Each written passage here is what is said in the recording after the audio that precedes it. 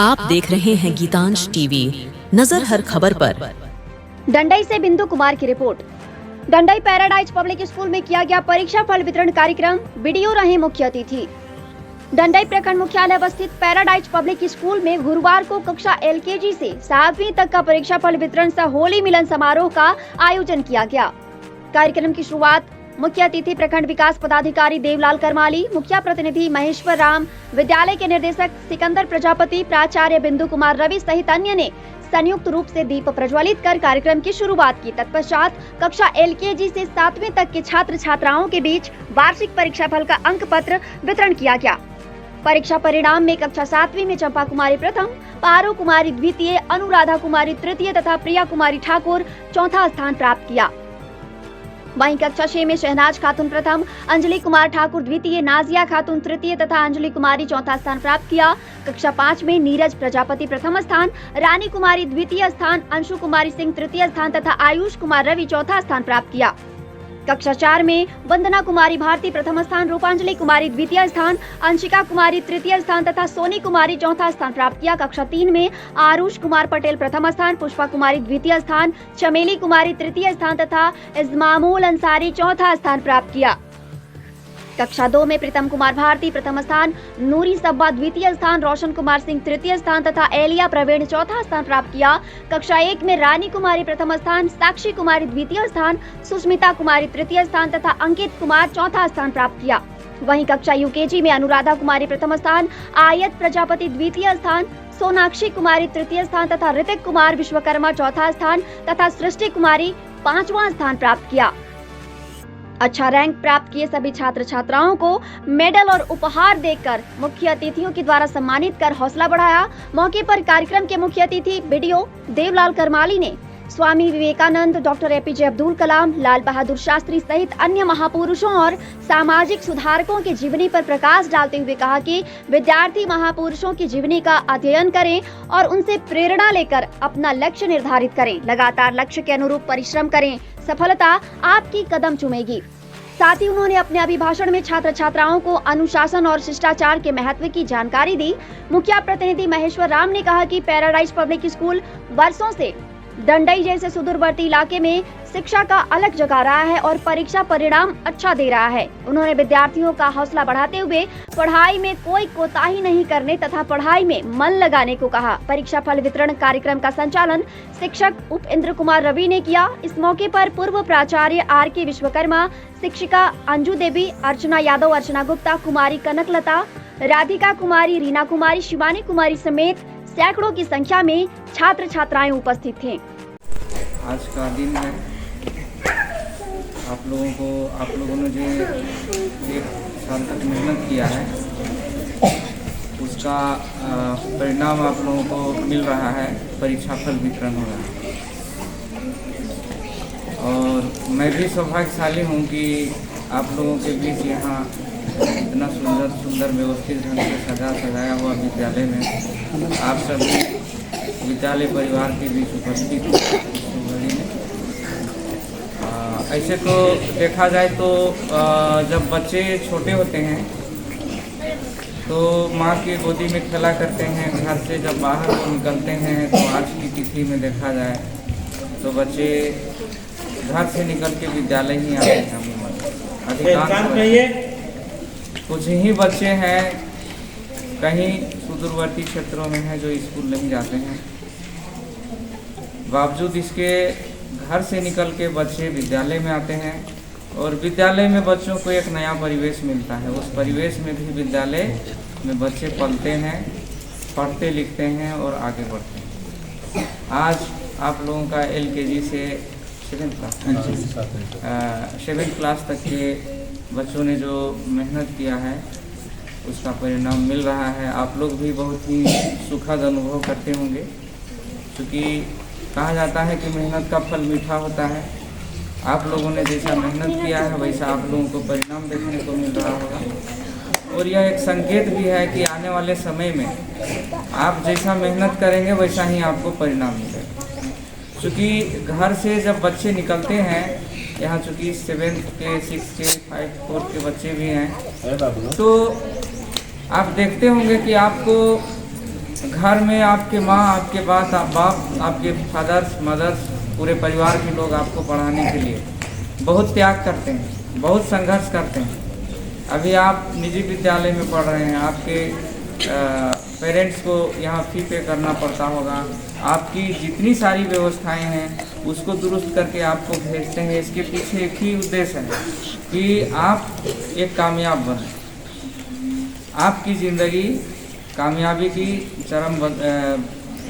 चरम उत्कर्ष तक पहुँचे, आप एक योग्य नागरिक बने और आप अपने घर, अपने परिवार, अपने समाज, अपने गांव, अपने राज्य और देश का नाम रोशन कर सकें। और यही अपेक्षा गुरुजनों की होती है, अपने टीचर्स की भी यही अपेक्षा होती है कि हमारे स्कूल में जो बच्चे पढ़ रहे हैं वो बच्चे पढ़ें और आगे बढ़ें। एक दिन आपके ऊपर कौन कौन गर्व करते हैं?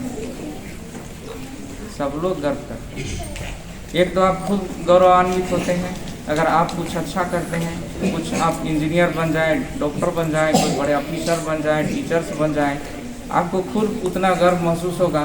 किंतु आपके परिवार के, आपके मम्मी पापा गर्व करेंगे, आपके मोहल्ले वाले गर्व करेंगे, आपके गांव वाले गर्व करेंगे और आपके टीचर्स गर्व करेंगे। ठीक है, तो कहना ये है कि आप लोग मेहनत करें, आगे बढ़ें और कठिनाइयाँ ज़िंदगी में आती हैं, झेलना पड़ता है और उन कठिनाइयों को झेल के जो पार हो जाते हैं वही सफल होते हैं। पढ़ाई बहुत सहज काम नहीं है, यह भी एक कठिन काम है, इसीलिए बहुत लोग अच्छी पढ़ाई नहीं कर पाते हैं और ज़िंदगी के दौड़ में पीछे रह जाते हैं। आप लोगों से यही हम चाहेंगे, आप लोगों का अभी चूँकि बुनियाद, जीवन का बुनियाद आप लोग तैयार कर रहे हैं, आप लोग अपने बुनियाद को मजबूत करें।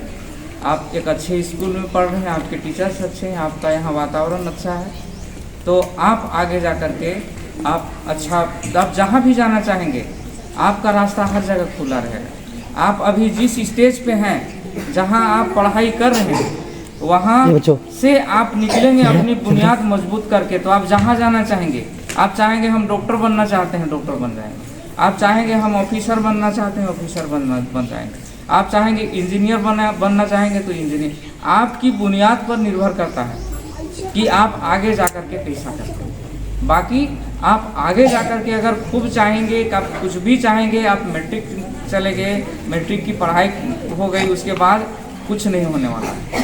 इसलिए आप अभी जिस बेस पर हैं, जिस बुनियाद पर हैं, आप वहाँ पर अच्छी पढ़ाई करें तो आगे जा कर के आपका जीवन सफल होगा। आप लोग किताबों में भी पढ़ते होंगे, आप लोग देखते होंगे, जिन्होंने संघर्ष किया लाइफ में, संघर्षशील जिनका जिंदगी रहा, उनका नाम दुनिया में रोशन रहा। बड़े बड़े महापुरुषों की जीवनी पढ़ते होंगे, कहानी पढ़ते होंगे, तो उनको पढ़ने के लिए तो अभी लाइट है, बिजली है, सारा चीज़ है।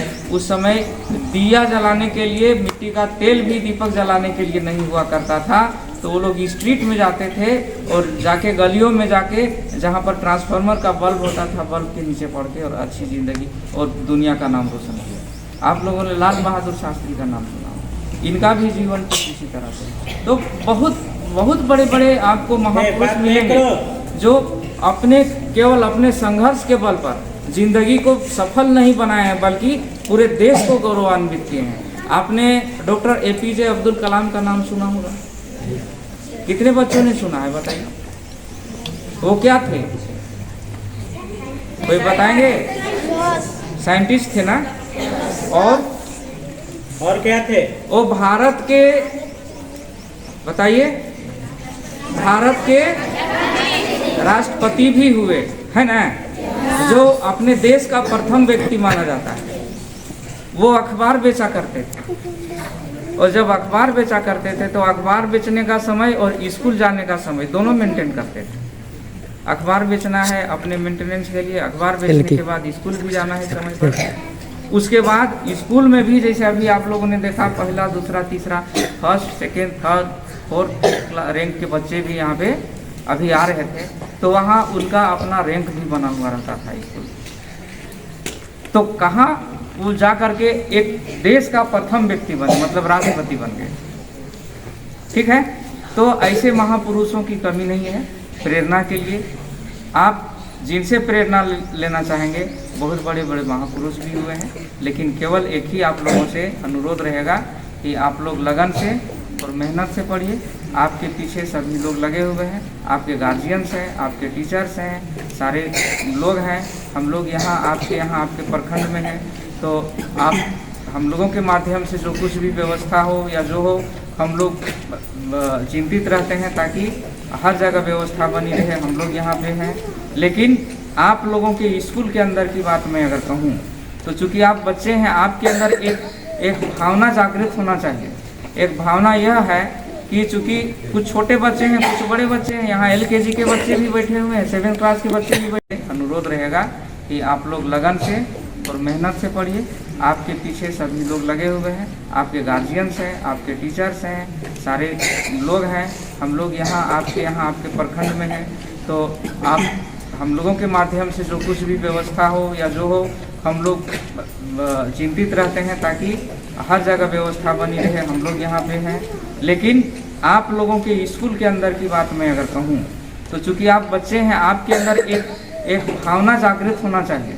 एक भावना यह है कि चूँकि कुछ छोटे बच्चे हैं, कुछ बड़े बच्चे हैं, यहाँ LKG के बच्चे भी बैठे हुए हैं, 7th क्लास के बच्चे भी बैठे हुए हैं। सपोज कीजिए कि 7th क्लास के बच्चे हैं और 5th क्लास के बच्चे हैं, दोनों के उम्र में, दोनों की शारीरिक शक्ति में अंतर होगा। बच्चे निकलने के समय, घुसने के समय धक्का मुक्की करते होंगे। एक उदाहरण दे रहे हैं। आपके मन में एक ऐसी भावना होनी चाहिए कि मेरी वजह से किसी दूसरे को तो तकलीफ नहीं हो रही है, मेरी वजह से किसी दूसरे को तो परेशानी नहीं हो रही है। बात को समझें, इस बात को आप ध्यान में रखें। आपके अंदर आपका जो भावनात्मक विकास है वो बहुत ही सकारात्मक होना चाहिए। आप किसी के प्रति अगर सोचे तो अच्छा ही सोचे, न कि आप बुराई सोचें। जैसे एक उदाहरण मैं दे रहा हूँ, अगर किसी बच्चे के पास 2 पेन है, बगल वाला बच्चा देखेगा तो कहेगा कि नहीं, एक पेन अगर यदि हम चोरी कर लें तो मेरा 2 हो जाएगा, इसका 1 रहेगा। अच्छी बात है नहीं ना।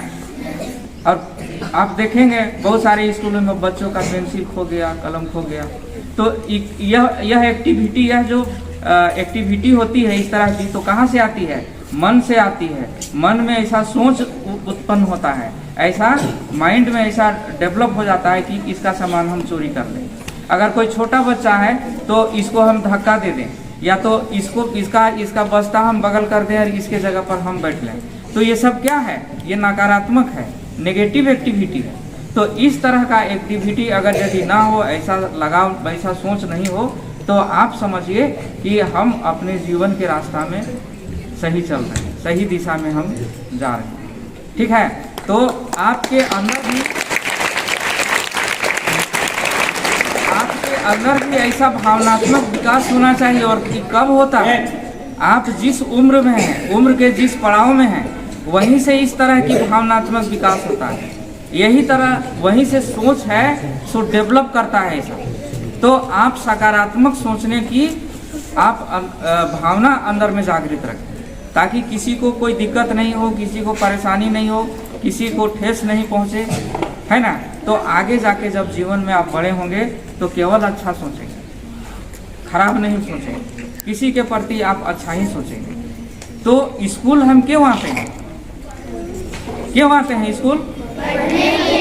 नहीं, सीखने के लिए, है ना। तो पढ़ने के लिए का अर्थ हो गया केवल किताब पढ़ने के लिए, है ना।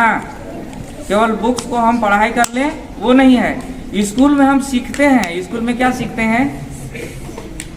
जीवन जीने की कला सीखते हैं। और यहाँ स्कूल में जो संस्कार हमको मिलता है, उस संस्कार को अगर हम आत्मसात करें तो जीवन के हर क्षेत्र में, हर गली में हम सफल होंगे। तो ये बहुत अच्छा मौका है आप लोगों के लिए भी और मेरे लिए भी कि मैं आप लोगों के बीच 2 बात रख सका। चूँकि सभी बच्चे एक तरह के एक समान परिवार से नहीं आते हैं। कुछ बच्चे ऐसे पारिवारिक पृष्ठभूमि से आते हैं जिनको बहुत सारी कठिनाइयों का सामना करना पड़ता है। कुछ बच्चे को कुछ सामान पाने के लिए, कुछ अपनी व्यवस्था के लिए बहुत जूझना पड़ता है। कुछ बच्चों को बहुत ही आसानी से उपलब्ध हो जाता है। अलग अलग पारिवारिक पृष्ठभूमि, आर्थिक स्थिति होने के कारण ऐसा होता है।